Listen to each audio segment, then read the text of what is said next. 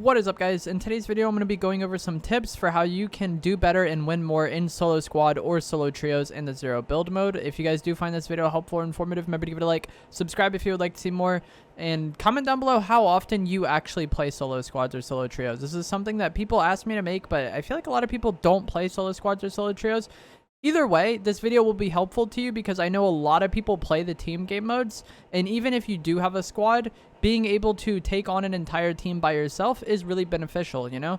If you're able to just wipe teams on your own and play situations out perfectly on your own, then having two more teammates is just going to make that much easier. And there's definitely going to be times where your teammates get knocked or die and you're going to have to clutch up. And so watching this video will help you do that, even if you are someone who never plays solo squads.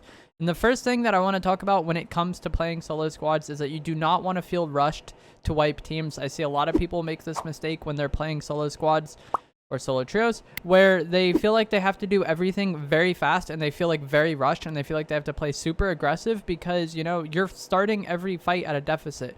You're starting every fight 1v3 or 1v4. So it feels like you have to get kills as fast as possible because the longer the fight goes, the more likely it is you'll die. But in reality, I feel like people trying to play too aggressive and trying to get stuff done too quickly ends up making them make mistakes and get like bad fights. And when you get into a situation where you're just trading damage with an entire team, odds are they're probably going to win that fight. So you need to play every fight out intelligently, more so than just like really aggressive and really fast paced. You need to be able to constantly reposition and set up different fights for yourself. Always be ready to break line of sight. You basically need to be really slippery in order to do well in solo squads consistently. Because like I said, if you just take a flat out 1v4 aim duel, like the only way you're going to win that is if those people are actually terrible. And even if they are terrible, 1v4 just trading shots with an AUG, they probably out DPS you, or they definitely should out DPS you. So play smart. Play to get as many isolated fights as you can or isolated angles as you can, and this is difficult, but that is like the main obstacle that you have to overcome in solo squads. You have to use cover well and be slippery and just get as many isolated 1v1s as possible. And alternatively, if you are playing squads or trios, you want to give other players as few 1v1s as possible. Use your numbers to your advantage. Like I said, if you're solo, you want to get those isolated 1v1s and like be constantly repositioning and resetting the fight so that you can get a 1v1 and get damage in on one person while only one person is shooting you.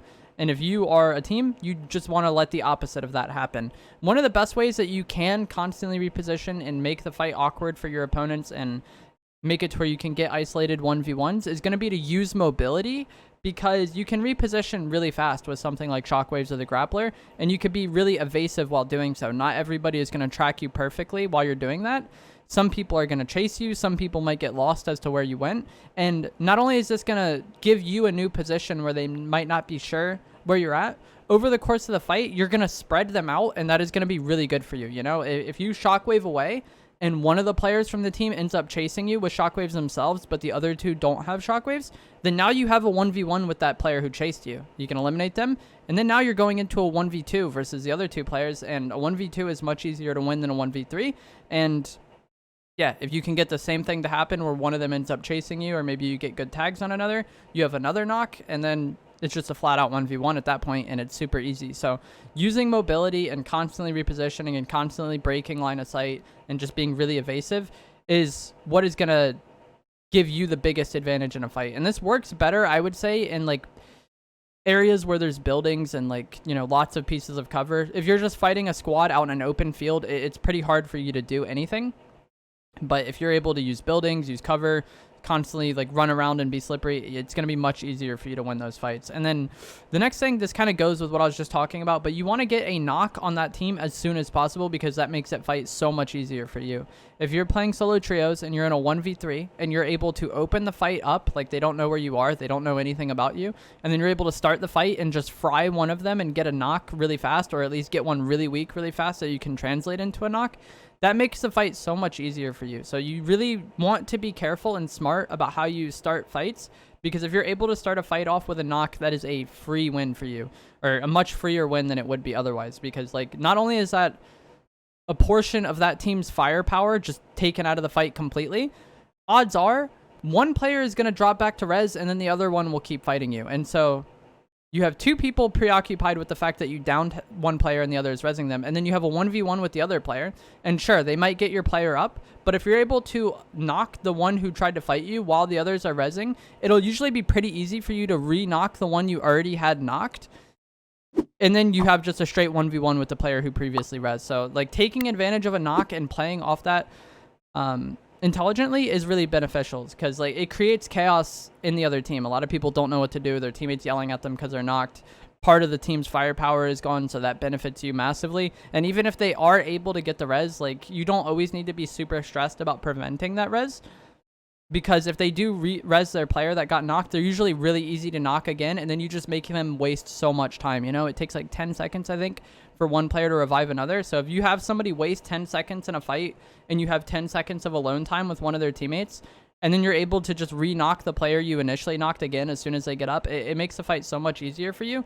So those two things, I feel like, go very hand in hand. You want to start fights well.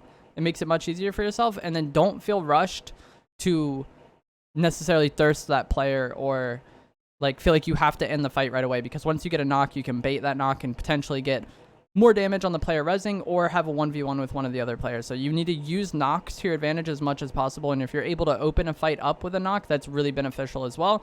And typically this could be like kind of wrong or right, just depending on how you look at it. I try to just knock one player as soon as possible. Like, if I get them weak, I'm going to focus them until they're knocked. That way, that situation is just much easier for me to play out. So that's what I try to do. And you also want to try to capitalize on third parties as much as possible.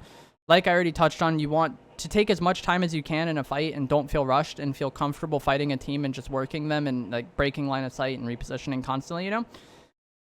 So that's going to take a while, and odds are other teams are going to come into that because third parties are really prevalent in Fortnite. So you need to capitalize on the chaos of a third party. You know, if there's two squads fighting and you're a solo, it's your job to try to make each squad's life as hard as possible. You know, if one team is handedly winning the fight, like for this example, let's say you have a team of Peelies versus a team of Knights. All right, this is just an example. They're all using the same skin.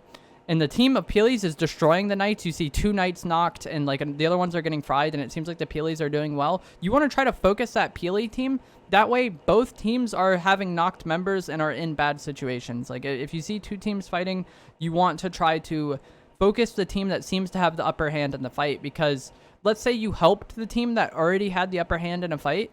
All that does is end their fight sooner for them, and then now they can focus on you. You want them focusing on each other as much as possible, and you do that by griefing the team that seems to be winning the fight. And this could be hard to tell, but like it's kind of like an intuition thing. If it looks like one team has better positioning in the fight or has more knocks in the fight, you want to try to focus a team that has the upper hand. That way both teams are in a worse spot, and that benefits you as a solo because you can continue to capitalize on that chaos and get picks wherever you can. And another thing with mobility is I feel like you're going to have to know when fights aren't going to go your way and just get out of there. This is something that personally I do not like doing and I'm pretty bad at, but running away and repositioning and maybe just completely resetting a fight is probably something you're going to have to do from time to time, because if you don't get a good opening to a fight and a team really isn't giving you isolated 1v1s, they're probably just going to kill you. So you're better off leaving and resetting that fight and maybe third partying them another day. You just need to be as slippery and as evasive and like take fights as intelligently as you can in solo squads, and that's just like what it comes down to. And running away from fights is going to be part of that sometimes. It's tough to run away once the fight is already going poorly, though. You kind of need to be able to identify that a fight is not going your way and like act accordingly and leave before you take so much damage that they're going to kill you before you leave. So it takes some getting used to, and then the more you play, the more likely it'll be that you're able to actually recognize these situations where you're just outmatched from the start and the fight is not going to go your way. But if you're able to identify that early on and just get out of there, that's really huge.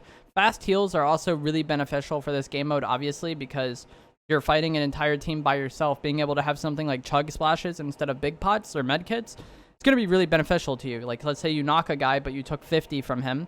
You could splash up and then be full HP ready to fight one of the other players. But if all you have is big pots, you need 5 seconds of alone time to be able to heal, and that typically isn't going to work out well for you.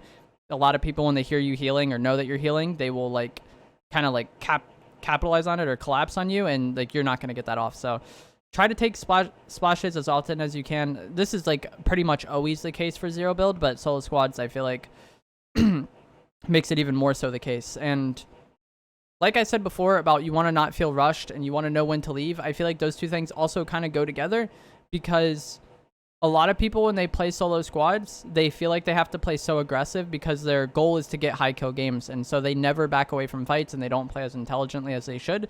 But if you have 16 kills, you're better off leaving a bad fight and surviving in that game and maybe being able to kill those people sooner than you are forcing a bad fight and dying with 16 kills. So don't feel bad about running away. This is something that, like I said, I also struggle with because I don't like running away from fights. I don't ever.